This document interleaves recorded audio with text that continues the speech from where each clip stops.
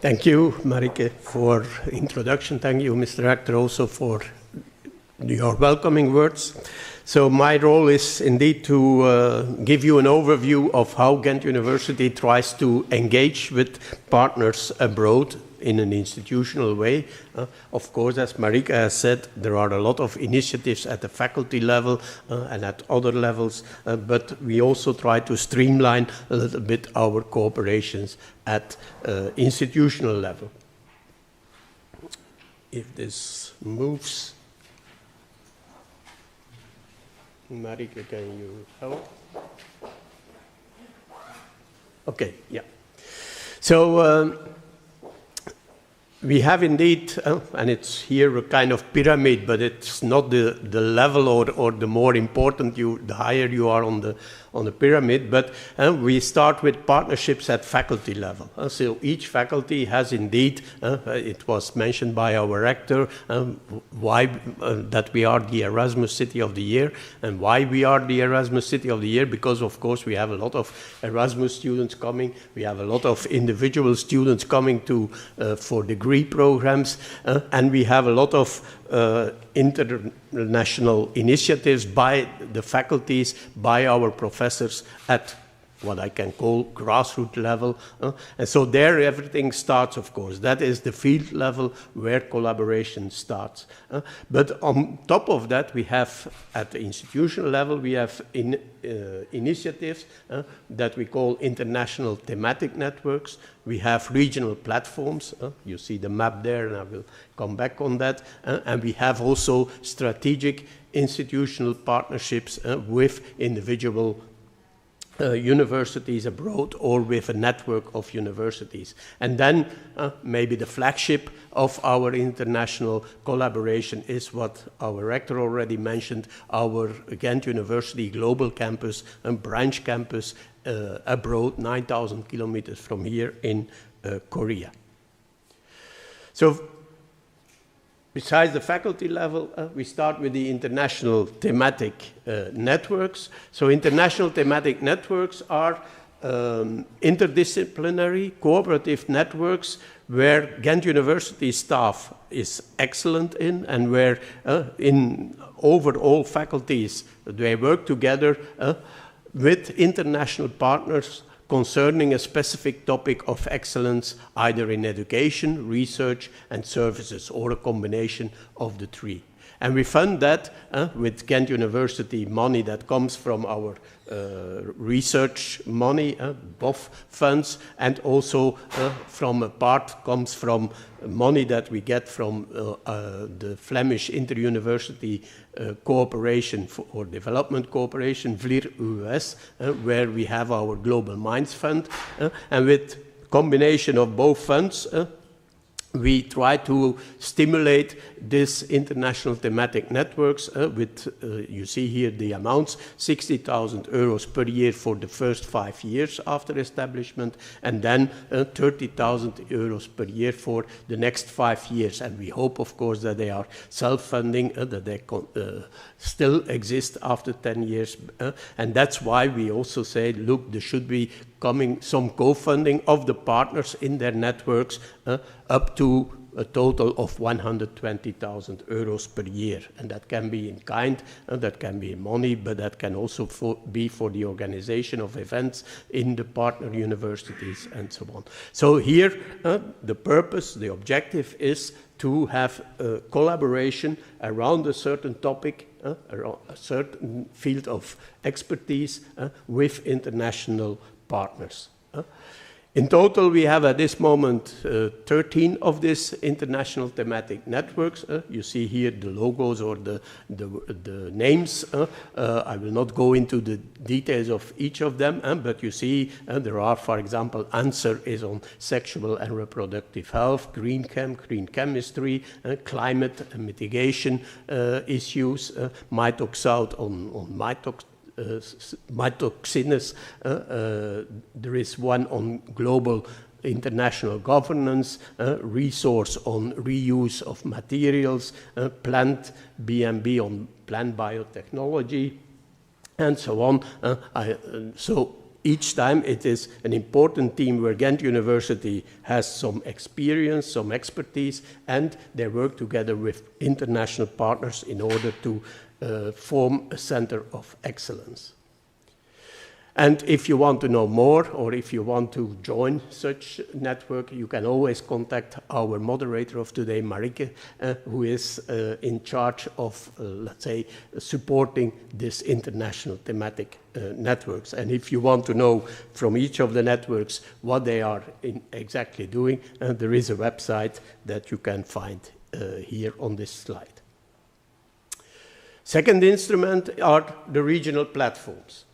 The regional platforms have another purpose, that is, that we have seen. Indeed, we have many partners. The faculties have many partners all over the world. We have contacts. We have, for example, projects in South America, Africa, and South Asia, supported by VLIR-US money, the IUS and the TEAMS projects and the South initiatives.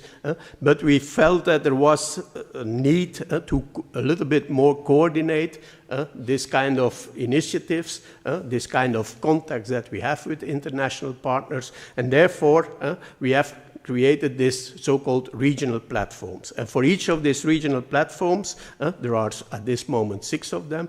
You see here the colors, and on this slide you see their names. So we have one for North America, we have one for South America, the SESAM platform, one for Africa, one for East Asia, we have one for East Asia and one for South and Southeast Asia. And for each of these platforms, we have a coordinator within the International Relations Office who is supporting professors, students from that, who are working in that region, or professors, students coming from that region and who need to find contacts with our professors, with our faculties. They are organizing a lot of activities, a lot of initiatives that they are taking. Here, a number of them in general are listed. For example, of course, we have a lot of delegations visiting Ghent University from these regions, or we organize missions of Ghent University to our partners in that region. For example, our rector is going next week to Senegal, that is supported by the Africa platform. So that is an example. I am going to Taiwan together with a delegation from Ghent University the week after, and that is supported by our East Asia platform. So that is one role. A second role, what I already mentioned, is the matchmaking and the networking. Matchmaking, if some professors say, yeah, I want to work with a university or a research institute in that region, can you help me to find maybe a good contact, because I need still a partner, for example, for a European project where that region can participate. Or, and that is mostly, there are partners from the region who search contact with Ghent University, so then our coordinators help to find interesting or interested professors for that partner in a certain field or in a certain faculty. And of course, networking. This kind of event, for example, is also organized by the platform, but they also organize specific events for their region. They also monitor funding opportunities. Of course, if we want to collaborate with partners all over the world, sometimes, so I would say always, you need some funding in order to being able to finance the initiatives taken. So they monitor what are the funding opportunities, both here in Belgium at the European level, often also in the region itself. For example, a good example is with Ethiopia, where we have the Naskere network funded by Ethiopia itself, and where we have here professors working at Ghent University and also at the other Flemish universities with our Ethiopian partner, Jimma University. We have seminars, debates, workshops, because the role of the platforms is not only to foster cooperation, but also to give information, to inform the public, either scientific public, research public, but also the general public about things that happen in that region. The war is mentioned by our rector, while our platform for East is organizing, for example, a debate on what do the things that Europe is doing to limit, let's say, the relations with Russia, do their work, that is a debate, for example, that is organized by them. Negotiate and facilitate agreements. We need indeed agreements when we want to exchange students, so that is also something that we do with our platforms. Also, for example, with funding agencies in that region who provide, for example, PhD scholarships. They also help to have specialized publications. Our Africa platform, for example, has already more than 30 years a journal, which is in the meantime a peer-reviewed journal, who is Africa, focus on Africa, which is so supported by our Africa platform.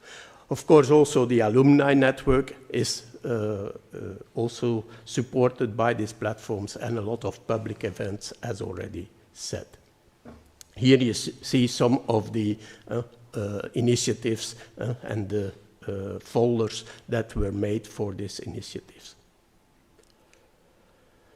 As said, each platform has a contact person. Here you see their email addresses and their names. Annelies Verdolaere for the Africa platform, John Dont for the Asian and South Asia platform. For the Sesam platform, it's Barbara Kleis. For the East Asia platform, it's Inge Mangelschots. For the East platform, it's Anna Sushenko. And for the North America platform, it's Elisabeth Velle. And you, so at ugent.be, you can reach them if you want information about their activities. Third instrument are the so-called institutional partnerships. These are partnerships either at individual level with the university or within a closed network of universities within a region or within the world. So institutional partnerships focus on university-wide cooperation, so it's not one faculty working with a partner, or it's not within only one team that we work, but we try to work over all disciplines of the university with a particular partner or with a particular network of partners. So it can be bilateral or in a network context. And they are preferential partners around the globe. First partnership to mention here is that Ghent University is leading a so-called European University Network. It is called ENLIGHT, and this is with 8 other comprehensive universities in Europe, and this is, let's say, our preferred partnership for institutional relations within Europe. The partners are Uppsala, Groningen University, Göttingen University, Galway University in Ireland, we have Bordeaux University in France, we have the Basque Country University in Bilbao, and we have the university in Bratislava and in East Europe. So these are 8 partners with which we develop, for example, future-proofed education initiatives, and where we have a more intense exchange of students than with, for example, the normal Erasmus partners. Because, of course, all over Europe we have partnerships with a lot of universities in the context of Erasmus. So we share also a deep commitment to change and to transform our universities, and also social responsibility is a very important issue on that network. Another network is more regional network, because you can work far away, but also within the region around us. And for that, we have the so-called Interregional Internationalization Initiative, the 3I University network with not 3, but 4 universities, but it are 3 regions. That's why we call it the 3I University network. At Flemish side, we work together with KU Leuven, and then with Université de Lille, just at the other side of the French border, and the University of Ghent, which is in the United Kingdom, also around the North Sea. So it's a network around, let's say, the North Sea, and we work on 4 shared challenges: marine and maritime challenges, nutrition and health, communities and well-being, and climate and energy. Also, this network is supported by Marieke, who is our coordinator for this network. Another example of a network that we have formed is the so-called Tricontinental Partnership, the 3CP partnership, where we have a little bit the central partner here is the Western Cape University in South Africa, because they had a partnership with University of Missouri, and we had also a long-term partnership coming from VLIRO-S money, an IUC, with the Western Cape University. And then at a certain moment we said, why not joining forces? And that has led to this 3CP partnership with these 3 universities, doing also some research projects together, organizing a yearly or biannual symposium. We were recently still in Western Cape for a symposium, and so this is also a network where we have some preferential relationship with University of Missouri and University of the Western Cape. So that are network partnerships. We're a close network with a number of universities, and then we have so-called bilateral strategic partnerships. And here we have 2 categories. We have a category, the first 4, Canto University, ESPOL, Jimma University, and University of the Western Cape again, where we had indeed first an IUC, an inter-university cooperation partnership, and 10-year finance, or even 12-year finance by VLIR-US, and where we, in the past, we had a lot of this kind of partnerships, but once VLIR-US money was finished, partnership fade away, and the relations, okay, there were still some individual relations maybe, but it phased out, and it was not being kept alive. And so that's why we said at a certain moment, why not using partly of our Global Minds funds in order to maintain at least some basic activities, some basic contacts with these universities. And these are the 4 universities that had finished their IUC in the past 5 years. We have taken them up in our Global Minds fund in order to form preferential partnerships, and you see that it works. I have mentioned already with Jimma University, the Ethiopian government has put some money in funding in that, and we have now a partnership where more than 100 PhDs are, let's say, in the running in order to be finished in the next 5-6 years. With ESPOL, the same in Ecuador, Canto University. Some people here from Canto are at this moment even in Belgium, and they are also in a network financed by VLIRO-US, but we have still the SIP with them, and in order to foster some activities. And the same with Western Cape. Besides the previous network, we also have a SIP with them in order to foster some initiatives. And then we have a little bit the same model. We have also applied with BOF funding. So BOF funding is research coming from research fund that the university has. And there it's mainly research excellence.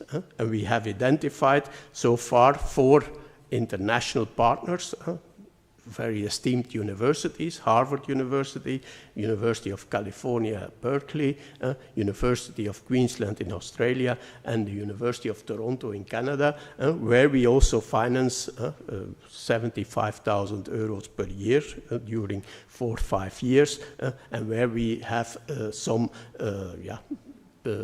research initiatives taken by our professors who are working together with these universities.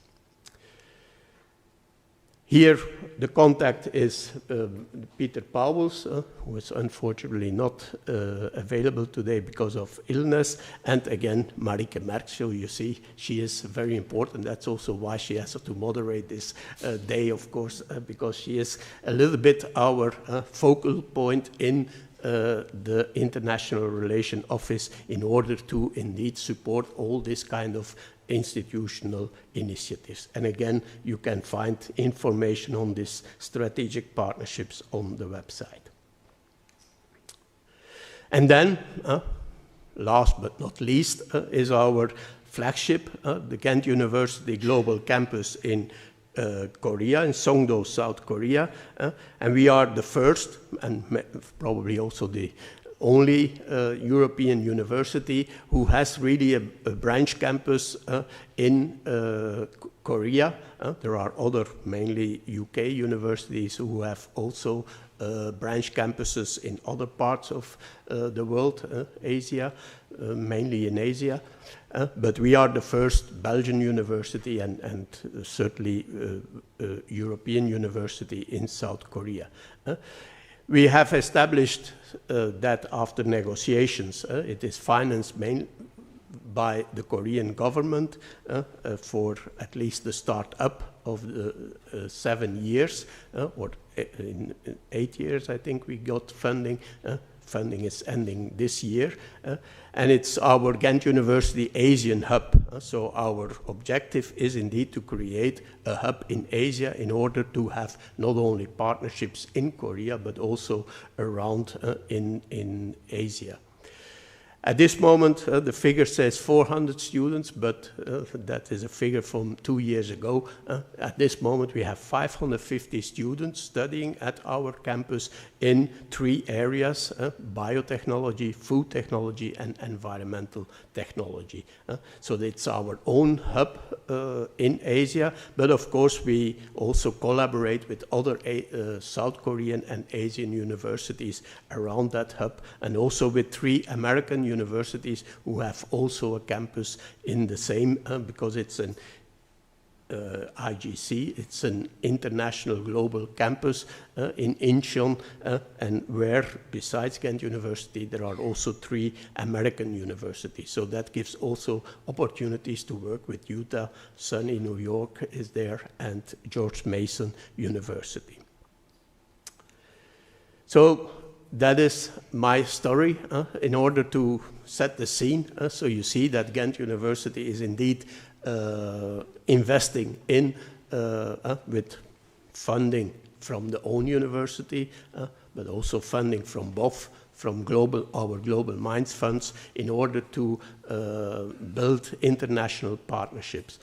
Besides that, as said, there are a lot of initiatives from individual professors, mainly in the South, in the Global South, through VLIR US money, so-called South initiatives, teams initiatives, where we have, of course, a lot of relations in Africa, Latin America, and South Asia. And also we coordinate some bigger initiatives, the IUCs. Besides the 4 that are finished the last 5 years, there are also still some running IUCs, for example, in Uganda, Tanzania, Kenya, in Vietnam, and in South America, in a number of countries. So we are also, of course, very active in the South, but I think Jolien will tell you a little bit more, because her research project was about how can we move beyond what is called traditionally development cooperation, how also can we build more equal partnerships in the Global South. But that Jolien will tell you after that we have heard about our alumni abroad. Thank you for your attention.